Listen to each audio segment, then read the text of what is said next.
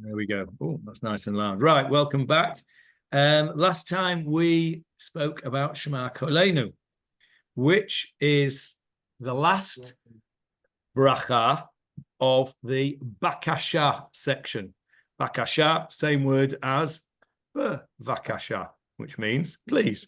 So Bakasha means a request. If you want to say in modern Hebrew, I asked him to do something for me, how would you say it? I asked. No, that's why I asked it, because I thought you would say that. It's not ani sho'el, it's ani mevakesh. Ani sho'el is I question. I ask you a question. So ani sho'el, I will ask you, are you going to town tomorrow? If I'm requesting something from you, if I'm asking English, that's why it's in English, it's slightly different, because we use the word ask has two different connotations. It's to ask a question and to ask a request. In Hebrew, there are two different words. To ask a question is sho'el, from the word she'ela, question, and to request is mevakesh, from the word bevakasha, please. So the middle section of the Shemonah Esrei, the Amida, that we are talking about, that we've just finished talking about, those, how many are there? 10 of them, aren't there? Is that right? No, what am I talking about? 16 of them. No, what am I talking about? 13 of them. 13 of them. 3 at the beginning, 3 at the end, and 13 in the middle. Sorry, my maths went a bit awry there. Say that again, sorry. 3 at the beginning. Yeah. They are the praise brachot. Okay, just let Philip in. The praise brachot, that we praise God before we start our questions, our requests. Okay, that's Magen Avraham, Machayei Meitim, and Ha'el HaKadosh. Yeah, those are the 3 introductory praising brachot. Then we have the meat of the sandwich, if you like, the 13 requests. We request intelligence, we request health, we request parnasa, we request getting rid of our enemies, we request the presence of Yerushalayim, we request the Mashiach, all the things that we've spent the last few months talking about, years. And last time, we spoke about the last of those 13, which was Shema Kolenu, which on the face of it was the catch-all bracha, listen to our prayers. But we spoke about it last week, that there was something deeper to it. And that was that what we really wanted was an opportunity to pray, which is that relationship with God, that hitpalel, that reflexive thing that allows us to stop for a minute, consider, and have some kind of relationship with a higher being. It's an opportunity to, I feel like, stop the world and get off and have a relationship with the higher being, which we call God. And now we come to the last section, the 3rd section of the Amidah, which has got 2 sort of names, really. One is thanks, hoda'ah, so the same word as todah. Todah. So hoda'ah is thanks. So we are thanking God for things. And there's another aspect to this, which I think is a little more difficult for us to understand in the way we are in the 21st century, but fits in very nicely with the idea of the introduction, the meat of the Shemonah Esrei, the requests, and that is a take your leave. Okay, these 3 brachot are in effect taking our leave. We've had the introduction, as we the choreography of this is, and the introduction is what? We take some steps, 3 steps forward. We take 3 steps backwards as well. Why do we do that? To make room for the 3 steps forward. Yeah, correct. Right. And so it always makes me laugh when you see people who are in the middle of the room, they go back and forward. They don't need to go back. It just demonstrates. Yeah. That was what I think we started off with that right at the beginning, didn't we, in the choreography. So we're going to do the opposite here at the end, aren't we? We're going to take 3 steps backwards. You don't actually take 3 steps forwards and take 3 steps backwards. You have to wait until the guy behind you gives you this bit of space. So we are entering the room with God. We're speaking to God, as it were, with our Tefilah, and then we are taking our leave. And the rabbis describe this taking your leave with these last 3 brachot. And these last 3 brachot are common to every Amidah. Okay, every Amidah ends with the brachot from Ritzei onwards. So the one we're going to do today, we're going to look at in detail today, is the one that begins with Ritzei. Now, what is it called in your book? Temple service is given. It's the title in Warren's Siddur. What have you got? You've got the same one, I think, there, Jeff. Hannah, what have you got in yours? Also temple service. Also temple service. Okay. Now, the Hebrew for it is the Avoda. Yeah. I was going to ask the question the other way around. Why is it called temple service? Yeah, it's Avoda. Avoda is the word. Avoda is service. Okay, same word as Eved, meaning a servant. Same root. Okay. Why is it called temple? You'll see in a sec why it's called temple service. Avoda is the word which is used in Jewish learning. It always means the avodah, the service that went on in the temple.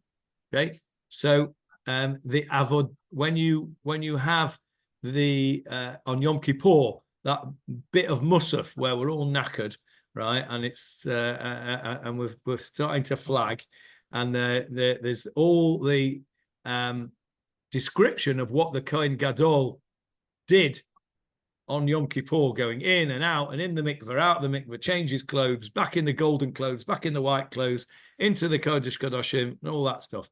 That is called, that section of Tefilah is called the Avodah. We just sort of scoop through it on Yom Kippur afternoon until we get to one particular bit, which we sing.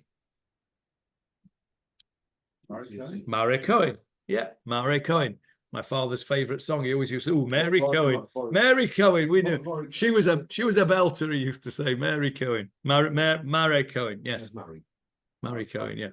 Okay, so that's the word Avodah. So, if...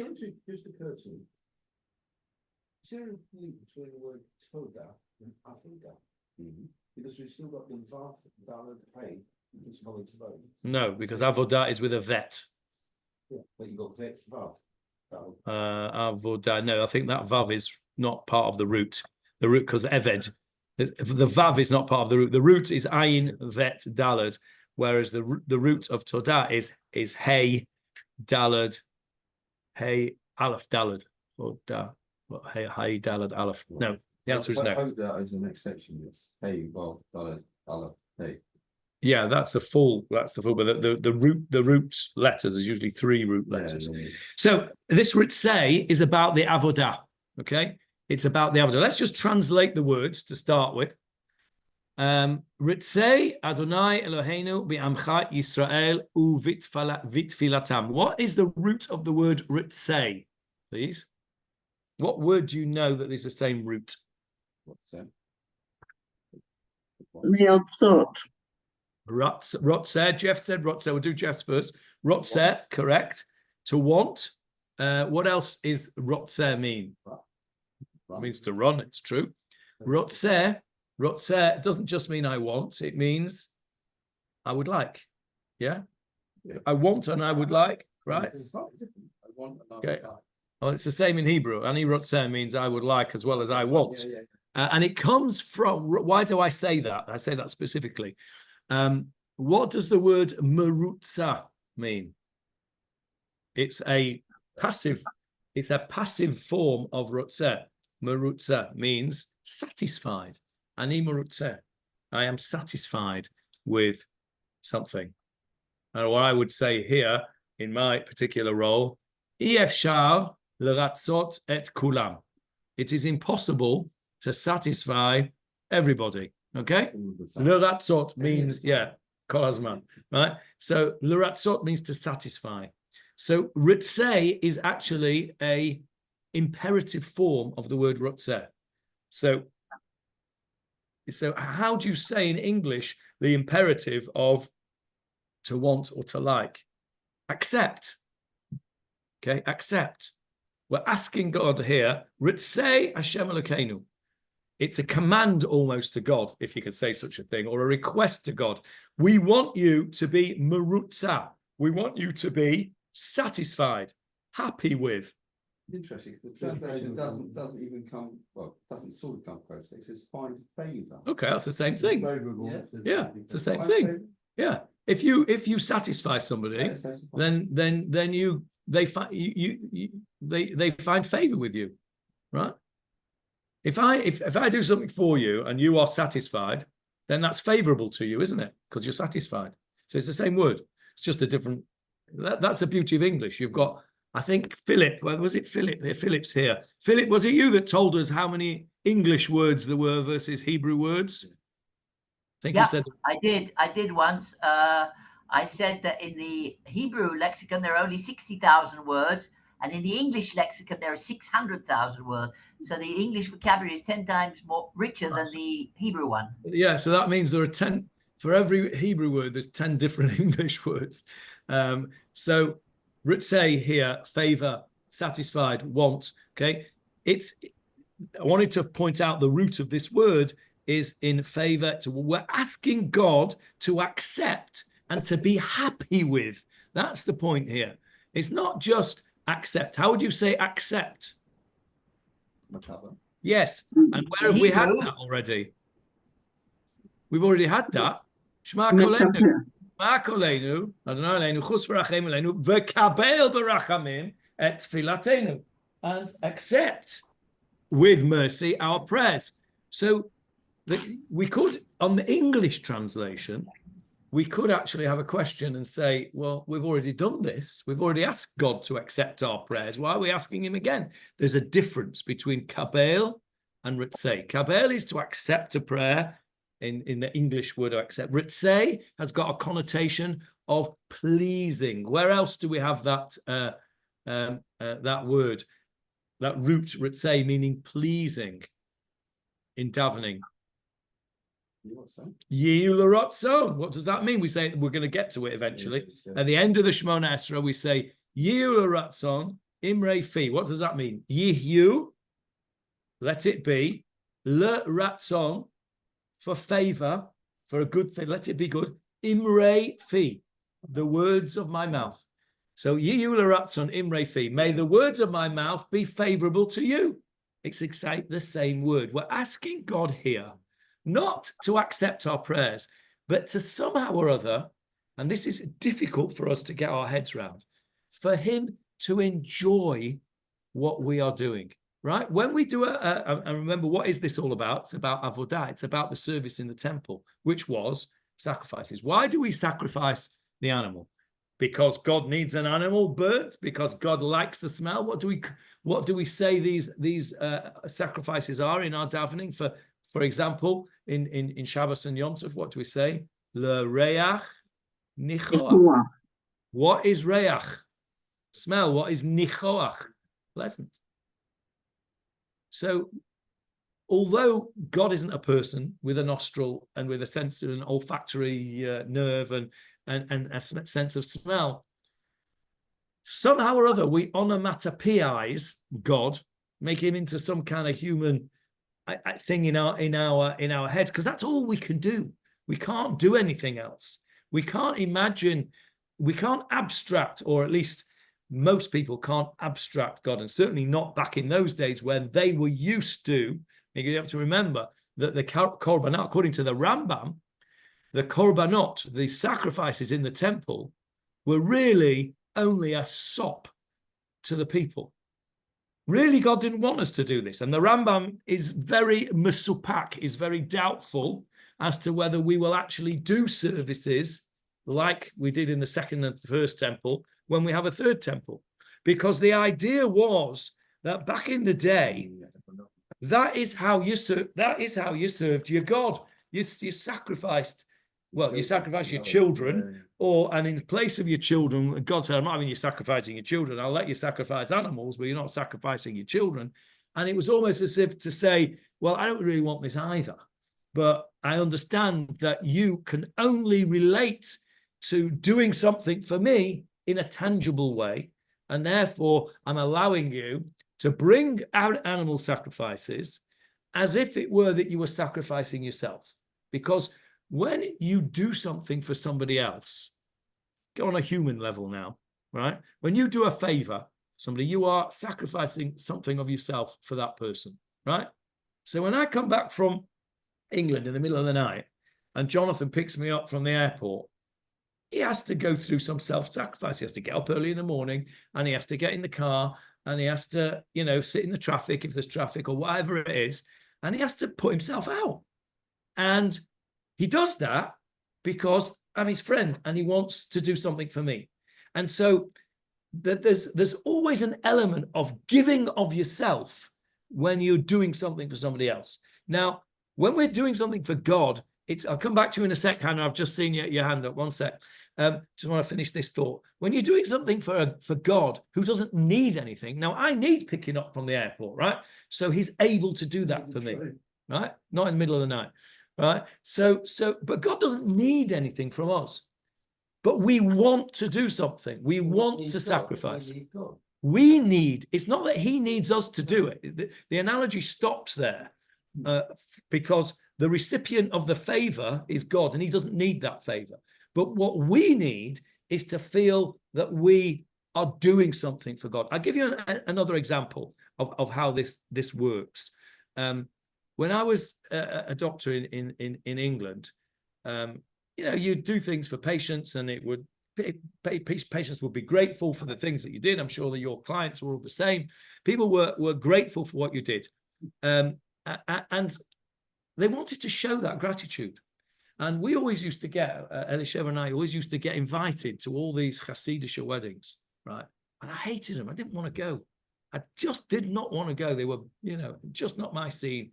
But we got invited because they wanted to show their gratitude to us that we'd done something for them. And Elisheva always used to make me go because she says, you have to go. You have to allow them to show their gratitude. So even though I didn't want to go, I went for as short a period as I could get away with to allow them to show their gratitude because they felt they wanted to show the gratitude. And that's how we are towards God. God doesn't need our prayers, but we want to show God that we are sacrificing. So this bracha, Ritzei, is almost a prayer that we want it to be the sacrifice that we're making, which is talking about the sacrifices. And in our day, it's the prayers, not the prayers are instead of the sacrifices in the temple. We are asking for a situation where God is pleased with what we're doing so that we can feel that we have in some way shown our gratitude to God. That's what this prayer is about. That's what Ritzei, the word Ritzei is. It's about having that ratzon, having Yehi ratzon is another expression from the same root. May it be your will, right? May it be pleasant and positive in your will. Yes. Sorry, Hannah first and then Warren. Hannah. No, two things. One is God doesn't actually, well, on occasion he does, but for the most part, the prophets tell us that when we didn't do what God wanted, God was really displeased with us and said, don't give me your sacrifices. I don't want your sacrifices. If you can't do what I want, then I don't want to see that either.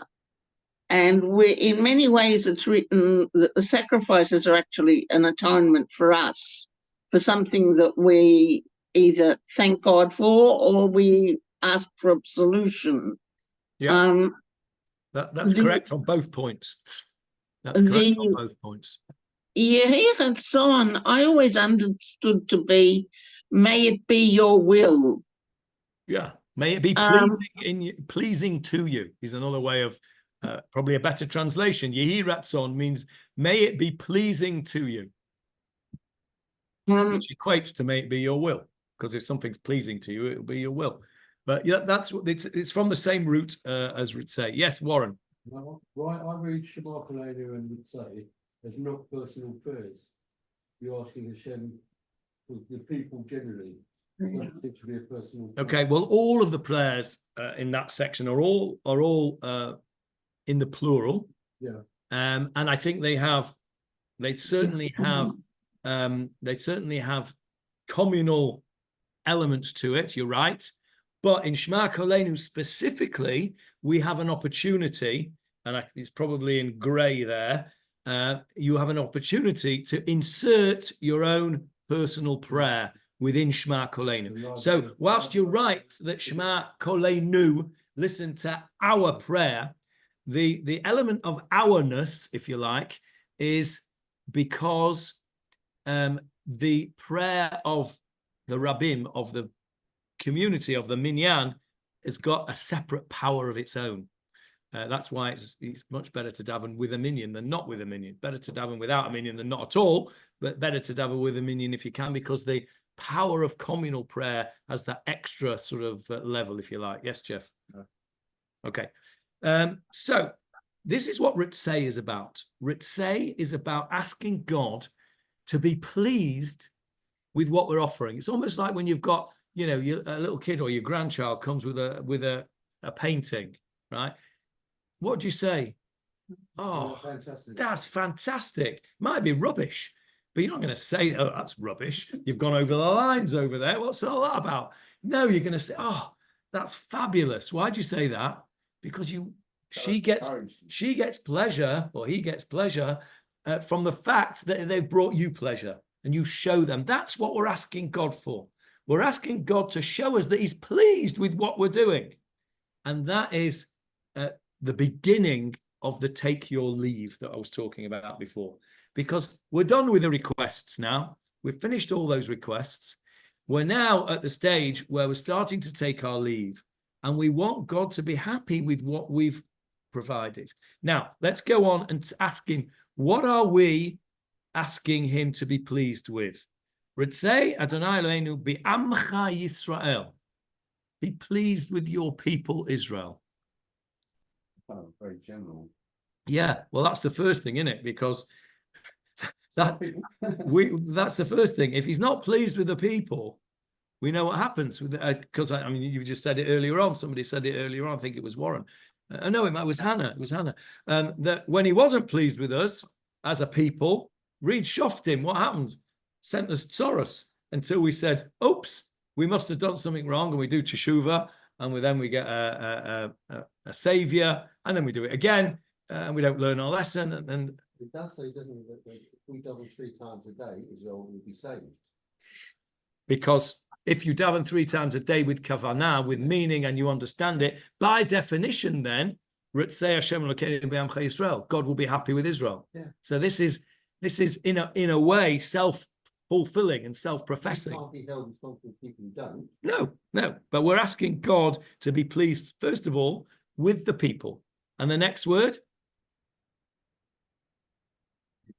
Uvitfilatam, and with their prayers. U and b with tam at the end there, tfilah, with their prayers. So we're asking God to be happy and satisfied and willful about the people and their prayers. Okay, now, why were the prayers instituted? When were the prayers instituted? That's the first question. Excuse me, I'm Yes. sorry for interrupting, but I can't get my head around, let's say, not just today in this shiur, but ever since I started to say prayers. Let's say it doesn't do it for me, and I don't find any of the translation thing. It just came up in my head. L'ratzot is also to appease somebody. When you l'ratzot somebody, you appease somebody. But it's all the same root. Why are you appeasing them? Is in order to make them happy. They're not happy with you, and you're to make them happy. That's what appeasement is. I'm not wondering, I haven't thought this through, but I'm not wondering whether here it's not, we're asking God to be appeased by the people of Israel and our prayers. Okay, so in the English word appeasement that you're using, it implies that somebody, or in this case, God, is angry with you. You appease somebody who's angry with you, right? Or you do something that somebody else wants. How does that work? That's not appeasement. Appeasement is to make somebody happy when they weren't happy. So they were angry with you and you appease them and they're no longer angry with you. Is that not right, Frank? Do they have to be angry? I think, well, that's how I understand the word appeasing. There's a chap here who's very angry with me because we took down his red chandelier from the hall and he's absolutely spitting feathers at me. Not that I took it down, but I'm responsible for it. He is livid and I need to appease him. That's what appeasement means. I'm not putting it back. Don't appease him. Send me to him and I'll take care of his hash. Oh, no, God, I forgot you were here, Philip. Yeah. You were being so good. I'll take care of so good and quiet, Philip. I'd forgotten you were here. Let's mute you. Right. Okay. So that's what appeasement is. Appeasement means to make somebody happy. It's the same word. It's the same root. I think it fits. I think you just need to think about it a bit more, Hannah. You'll get your head around it. Let's carry on. So uvit filatam. So I asked a question. Where did the prayers come from? When were they instituted? After the destruction of the temple. Why? Because we didn't do the service. How do you know that? It is in the Gemara. Which Gemara is it in? Where? No, it's not. It is in Brachot, which is a fair. That would have been a fair guess. Yeah, it's in Gemara Brachot. If you want to look it up, it's in 26b. I shall read it out to you. Itmar. It was said, Rabbi Yossi Rabbi Chanina Amar. Tfilot avot tiknum. The tfilot were, meaning shacharit, mincha, and ma'ariv, were instituted by the avot. Abraham instituted shacharit. You've heard this before when you were in kindergarten, right? Shacharit was instituted by Abraham. Mincha, why do we say that? No? Didn't have it in the Church of England. So why do we say Abraham instituted shacharit? Because he got up early in the morning, Vayashkem Abraham Baboka, to do the Akedah. And who instituted mincha according to this opinion? Yitzchak. Why? He did. It says that he went out lifnot erev lasuach basadeh. He went to go into the field to meditate lifnot erev, towards evening, mincha time. And Yaakov instituted Mariv. How do we know that? Because of the dream. He lay down at night and he did the dream. Right. So that was Rabbi Yossi ben Chanina. But Rabbi Yeshua ben Levi says as follows: Tfilot keneged temidim tikanu. The tfilot were instituted keneged, meaning to in parallel to or in place of the temidin. What's the temidin? That's a plural. The sacrifice, the perpetual sacrifices in the temple. The korban tamid. Now, how many of those were there? Two. So, well, hang on a minute. How many tefillot are there?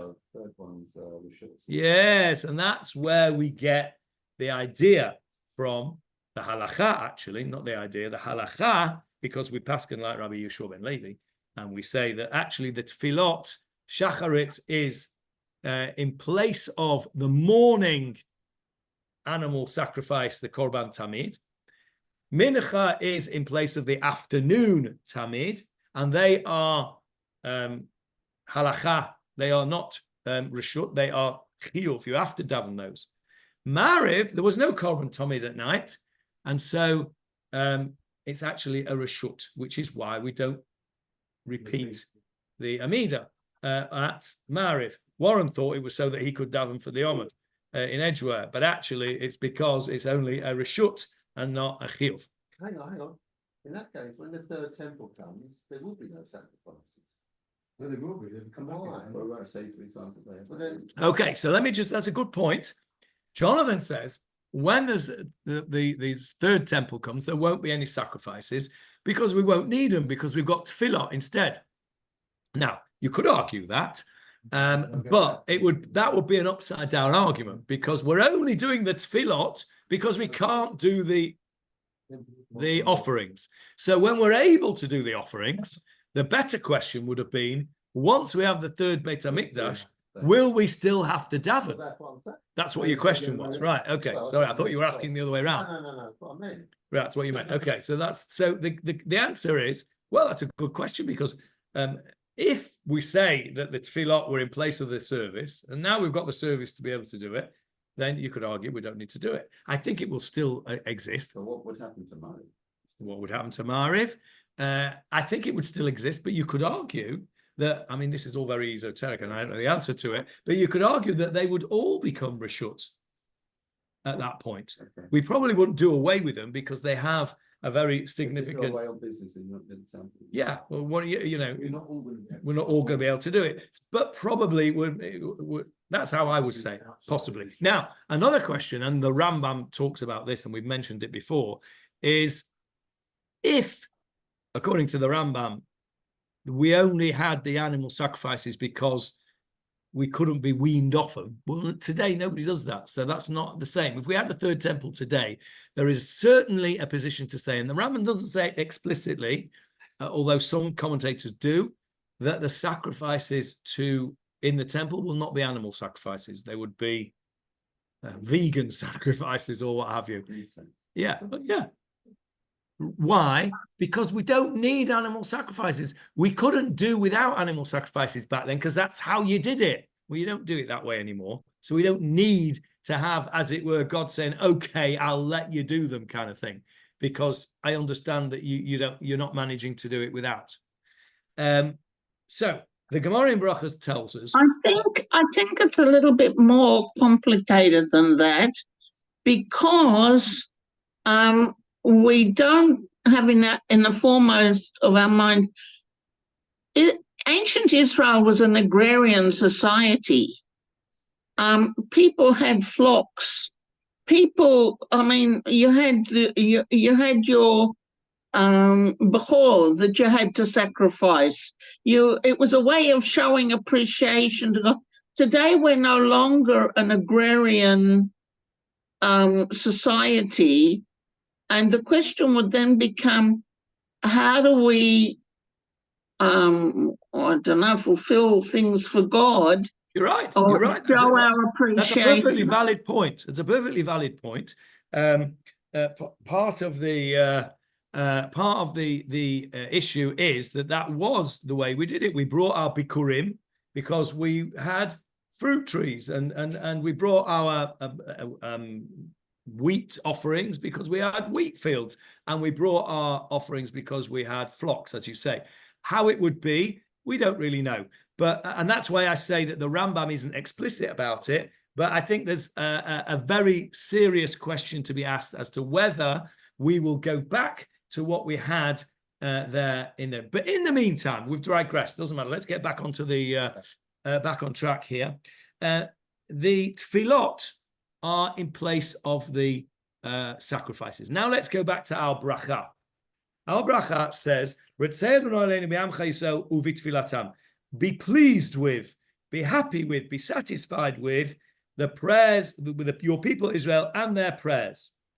And then the natural progression then makes sense for the next sentence, which says, V'hashev, and return et ha'avoda lidvir beitecha. Return the service to Dvir Beitecha. What's Dvir? Have you heard that word, Dvir? It's a very popular name in Israel. What does it mean, Dvir? The Holy of Holies. Yes, Dvir is the temple. It's another name for the temple. So Lidvir Beitecha, to your house, Dvir. It's the name. It's a name given to the temple. What does that say in there? Holy house. Yeah. Holy of holies. Holy of Holies, yeah, like Hannah said. Okay, so return the service to your holy temple. It's another request for the restoration of the temple. Now, you're going to say to me, well, we've done that. We've already done that in V'Yerushalayim Erecha, right? Why are we doing it again now? And the answer is that this is the subtle difference between where we are. We're not in the bakashot here. This is not a request, like I just said. I told you wrong there. I said it's a request for a return to the temple. It's not. It's a request for what we do to be satisfying to God, and thereby, through the temple service, to be satisfied for God. There's a subtle difference between it. Okay, and then what do we say after that? What's the next line? Ve'ishei Yisrael. What does that mean? What's the translation of that? Okay, Hannah, have you got the book in front of you? Mm-hmm. And what does your translation say? Fire. Speedily accept the fire offerings of Israel. Right, so it's not what you said. You said Ishei Yisrael were the people of Israel, from the word Ish. Now, very interesting that Hannah said that, because she's not alone. The actual translation of the word is Ishei Yisrael, the fires of Israel, from the word Ish. Ish. If it was Ishei people, you'd have a yud between the aleph and the shin. Okay, but Hannah is not, although she was not correct in that literal translation, what Hannah said about it being the people of Israel, very interestingly, there is an opinion in the Gemara that says it is with a yud, and it is Ishei, the people of Israel. And we'll come back to that in a minute. Very interesting that you said that, Hannah, because that is a minority view in the Gemara. But let's deal with the majority view first, which is the simple view that Ishei Yisrael are the fires of Israel. What are we talking about here? What fires are we talking about? The altar and the altar, the sacrifices. Correct. The fires. What did you say, Jeff? I thought it could be the great rabbis and going in, but they're the fires. Okay. Okay, that maybe that's a secondary meaning, but the literal meaning means the fires of Israel are the fires that were on the temple, on the altar, to do. Because what are we talking about here? What's this whole thing's about the temple offerings? So it's the fire of the temple offerings is the simple translation. So the Ishei Israel and the fires of Israel, utfilatam, and this is almost in brackets, isn't it? That sort of contradictory, because if you've got fire offerings, your prayers. That's what I just said. Yeah, it's almost in brackets. Utfilatam, and in brackets, and nowadays our prayers, because we haven't got any Ishei Yisrael anymore. Be'ahava, with love, and then you've got a machloket, as whether you've got an extra word in there. You will have it in yours, Hannah. What's the next word after be'ahava? Nusach Sfard has it in. V'tekabel beratzon. You don't have the word mehera? I have it before. Utfilatam mehira b'ahava. Okay, so you've got the mehera before be'ahava. Have you got a mehera at all in there? You got it. Okay. So sometimes it's before the be'ahava, and sometimes it's afterwards. But there is a version that doesn't have mehera in at all, and I'll come back to that. Doesn't. Yours doesn't? Okay, right, good. That's what I was saying. I thought that I'd made a mistake there. So mehera is in the Nusach Sfard, but it's not in the Nusach Ashkenaz. Let's just put that to one side for a minute, and I'll come back. Remind me to come back to it. So the Ishei Yisrael, the fires of Israel, and their prayers, and I in my head, like Jeff, I'm thinking, and their prayers, because we haven't got any fires now, and the prayers are instead of the fires. But ahava, with love, okay, same idea as Ritzei, right? We're asking God to love what we're doing. We're asking God in the same way as Ritzei, we want him to be pleased with what we're doing. We want him to love what we're doing. To kabel, same word as we had before, accept. But it's not just to kabel, it's but ahava to kabel. Okay, accept it with love. Baratzon, Well, it is in English, yeah. Ahava and Ratzon they're very similar. It's poetry, of course. Find favor. So the flavor of this is very clear. We're asking God to be happy with our service. That's what we're asking for. I view this as we are coming with a gift to God, and we're saying, I know you don't really need this, but I want you to be happy with it because it'll make me happy. You started off this year by talking about what does the word Ritzei mean, and it seems to me that Ahavat Kabel, that we're coming now, is the definition that goes back for Ritzei at the beginning. Okay, I accept that. The Ritzei is the intro. Behava Tekabel is the drilling down to it, and the Ratzon there is, well, you could say that Behava was superfluous, or Ratzon is superfluous. Yeah, it's repeating it. And now we've got another Ratzon coming up. What's the next line?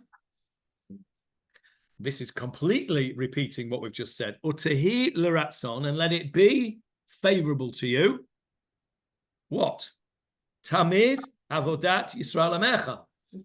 It's just repetition. Okay, right. So, how many times do we repeat it? Let's have a look. Have a guess before we have a look. How many times? 5. 3, because there are Shacharis, Mincha, Mariv. Okay, so Ritzei Hashem lechem uvitfilatam. Right, that's number 1. Shevet avoda lidvi beitecha. Number 2. Ishe Yisrael utfilatam be'ava metikaba b'ratzon. 3. Ishe Yisrael utfilatam be'ava metikaba b'ratzon. 4. Uti l'ratzon tamid avodat Yisrael amecha. 5. Like Hannah said. Right. If I'd have asked you the question, you'd have said 3. Why 5? Because there's 5. Oh, very good. Frank says because 2 you repeat the Amida. Okay. Then it would be 6. No. No, because you don't repeat Mariv. You got 2 Shacharit too. Very good, Frank. I'm not sure that's the answer, but it's an answer. Okay. When do we say 5? When do we say 5? Yom Kippur. Yom Kippur. Yom Kippur. Yom Kippur, we say 5. What are the 5? Nidre. Arvit, Shacharit, Musaf, Mincha, Nehila. So there's a hint here in this repetition. 5 times we mentioned this whole business of prayers.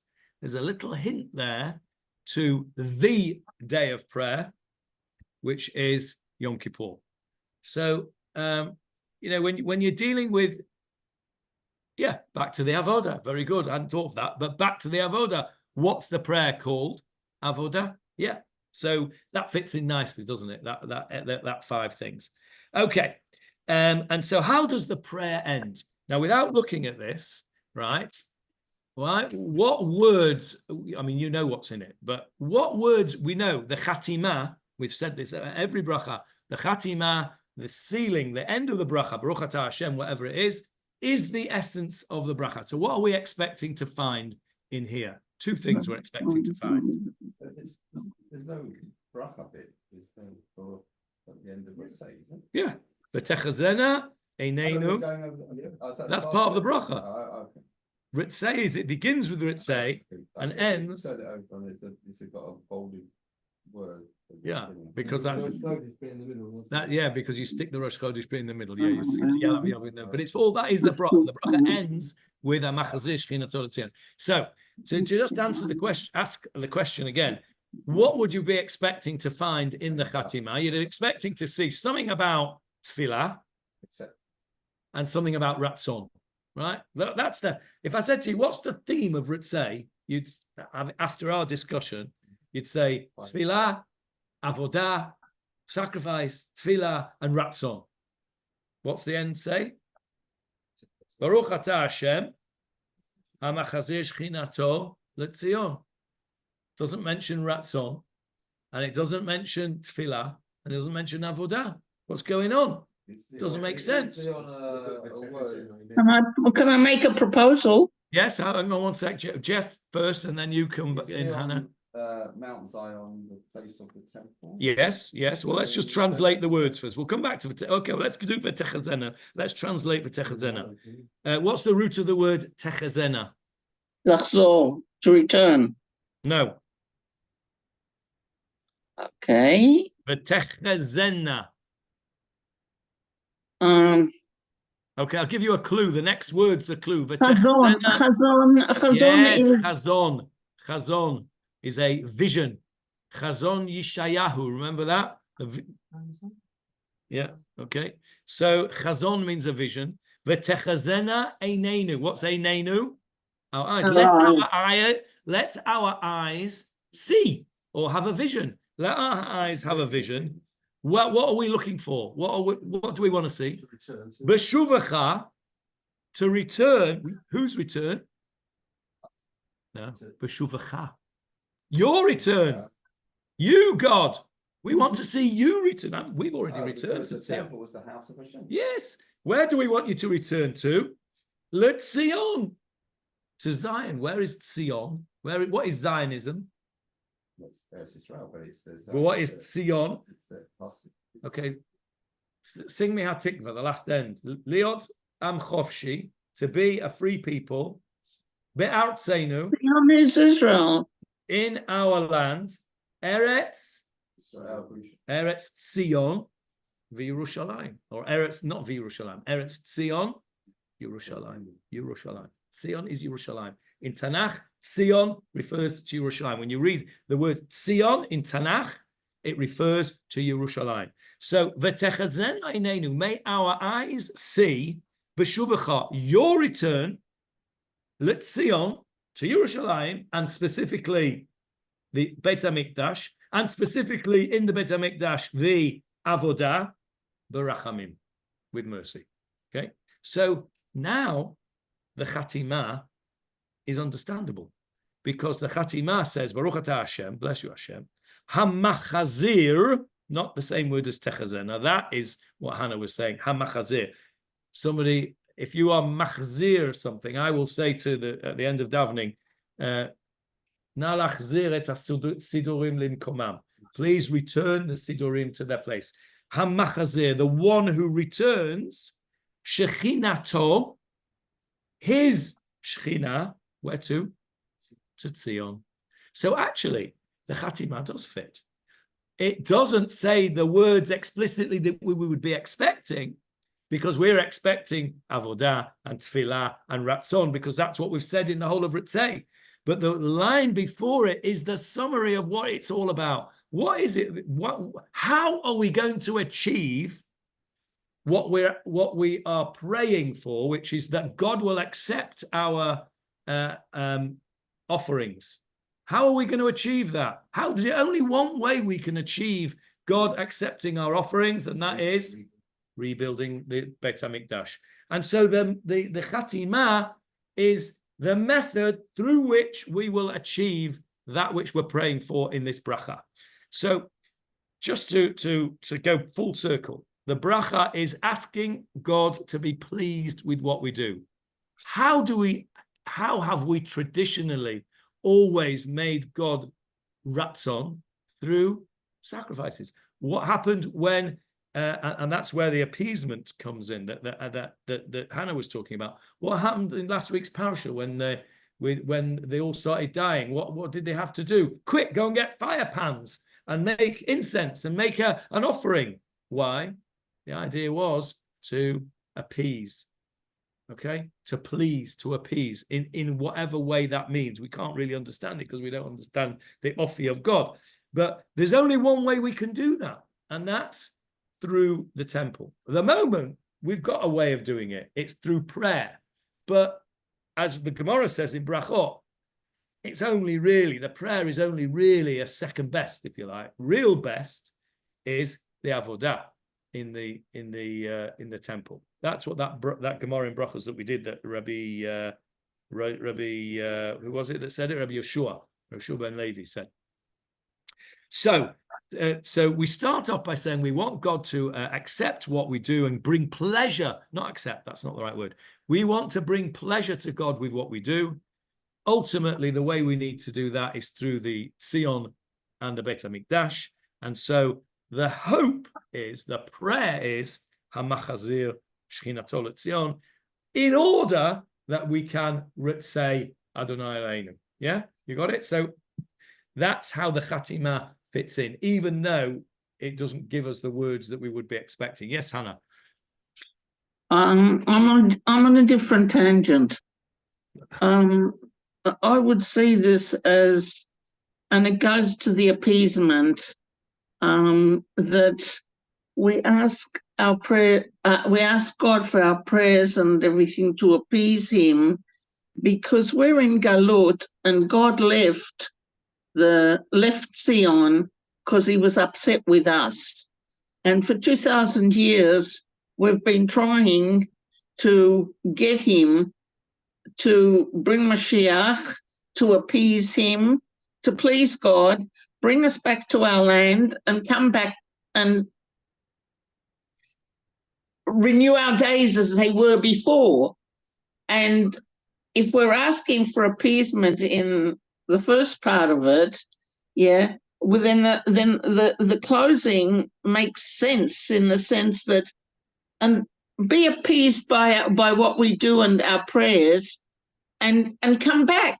Yeah, I don't think you're saying anything different to what we've said. I think you've said it very nicely, and I think it fits in with what we've already said. I think that is another way of putting what we've said, and I think it fits very nicely. Because you said before that appeasement, in your understanding of the word, means somebody's angry with us. Well, aren't you saying the same thing? Aren't you saying that God's angry with us because we didn't do what we should do, and therefore He left, and we're asking Him to come back and not be angry with us? You're saying the same thing. It's not I'm bringing you a present because you did something good for me and I want to show my appreciation or anything. And it's not that I'm just I'm trying real hard to appease you and to make you happy again, so that you come home, so that you come back. I wouldn't disagree. I think that's a very fair understanding. I think it's a bit negative and a bit gollistic, but yeah, I don't think you're wrong. What? A bit gollistic. What's connected gollistic? to the galut, connected to the galut. Well, we are in Galut. Well, yes, okay, I don't disagree with you. And there's a few minutes left. There's two things I want to come back to. Yes, go on, Frank. I'm just having a little bit of trouble equating this as to the first in the section of 3, which we started saying is thanks, as opposed that this is not then bakasha. Okay, when we do the next one, you'll see how it fits in. Okay. This on its own, you could have this at the end of bakasha. The only problem is that if you have it as a bakasha, you would be saying to me, well, we've already done this. We've done it in Yerushalayim Echa, and we've done it in Shema Kolenu. If you've got Yerushalayim Echa, that's a return to Zion. If you've got, it's just accepting prayers, you've got it in Shema Kolenu. There must be something else. So you'll see next week when we. Okay, well, you'll do it you'll hear on the thing next week how it fits in. But there are two things I just want to come back for in the last 5 minutes that I said we'd mention. First, the first one is the Ishai, which is that Hannah said instinctively. She said the men of Israel, and that Frank correctly said would have a yud in it. Now, if you have the men of Israel, I'll read you what it says here. According to one expression, according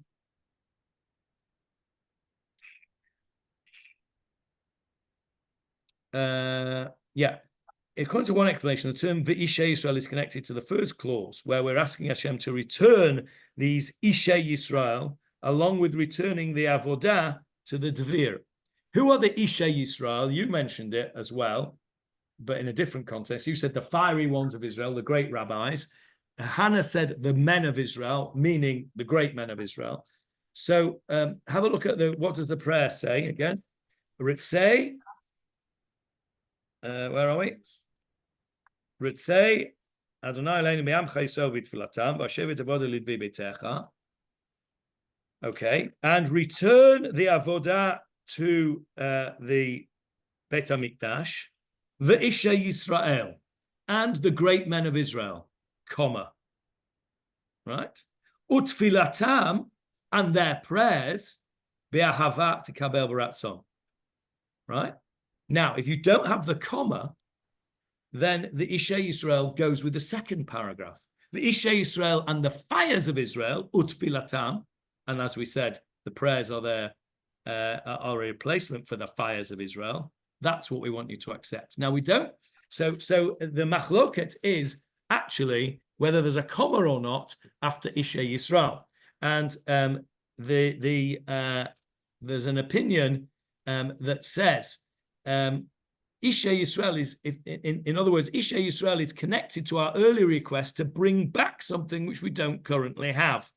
And so, therefore, it depends where you put the comma. And that's where, I know you love a good comma, Frank. So that's where there is a machloket between what the Ishay means. But the problem is they don't have a yud in it. So the one who says it's men is on a bit of a sticky wicket, if you ask me. Now, the last thing I want to say is about the Meheira. Now, there is a, count the words, please, in Ritzei. Count the words. Tell me how many there are.